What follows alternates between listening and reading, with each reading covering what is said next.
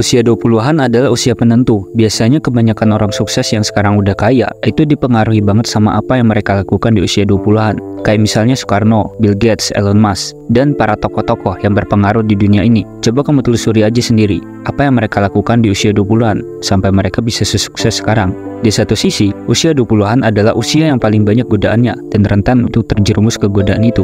Karena ya, secara mentalnya itu masih labil, terutama soal penggunaan uang untuk membeli sesuatu. Nah, berikut ini adalah 4 hal terbaik yang bisa kamu beli di usia 20-an. Nomor 1, membeli buku tentang finansial. Karena di usia 20-an adalah usia yang paling banyak godaannya buat boros dan membeli barang yang belum tentu kamu butuhkan. Maka membeli buku itu menjadi saran terbaik buat kamu. Karena apa? Di usia 20-an, kamu bisa jadi masih labil tentang cara mengelola keuangan.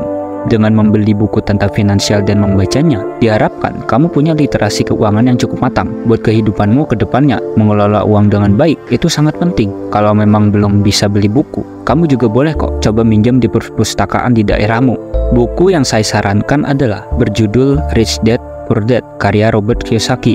Kalau ada yang lain boleh-boleh aja. Nggak hanya tentang uang, kalau bisa baca juga buku-buku yang berguna buat menunjang skillmu, apapun itu. Yang kedua, punya 2 sumber pendapatan. Baik itu sumber pendapatan aktif ataupun pasif. Pendapatan pasif itu contohnya adalah bisnis sampingan, bisnis afiliator, dan banyak macamnya.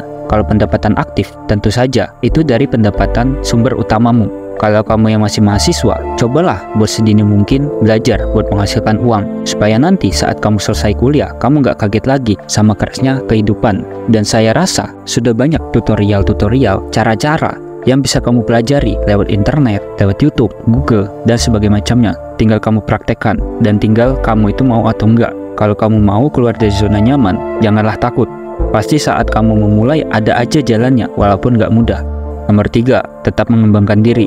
Edukasi itu penting. Mau kamu kaya ataupun kamu orang biasa, tetap saja saya katakan bahwa edukasi itu penting. Dan kabar gembiranya, mengedukasi diri itu banyak caranya, mulai dari yang berbayar hingga yang gratisan. Tergantung kamu mau atau enggak. Mengedukasi diri itu bermanfaat buat kamu. Karena secara dunia ini terus berjalan dan terus upgrade. Dan ilmu yang kamu dapatkan di bangku kuliah itu bisa aja belum cukup atau bahkan kurang. Jadi banyak-banyaklah belajar supaya hidupmu aman dan punya pegangan. Kalau kamu sampai ketemu keadaan di mana kamu memerlukan skill khusus dan kebetulan kamu menguasai skill itu, siapa yang dienakan? Kamu juga kan? Dan seandainya ilmu itu nggak terlalu kepakai, kamu juga nggak rugi-rugi banget.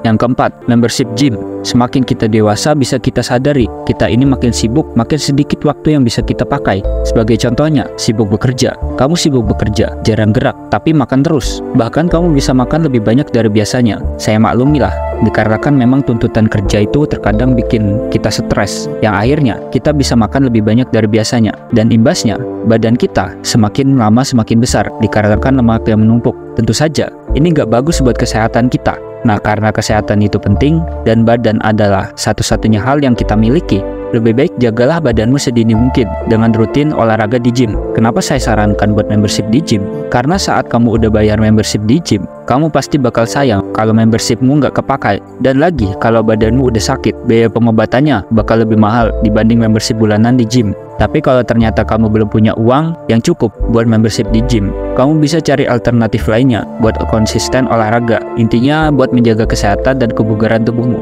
Nah, untuk kamu yang usia 20-an, saya harapkan kamu bisa menyisihkan uangmu buat 4 hal tadi. Daripada uangmu kamu pakai foya-foya kayak dugem, minum-minum, judi online, dan lain-lain yang bikin hidupmu jadi rusak.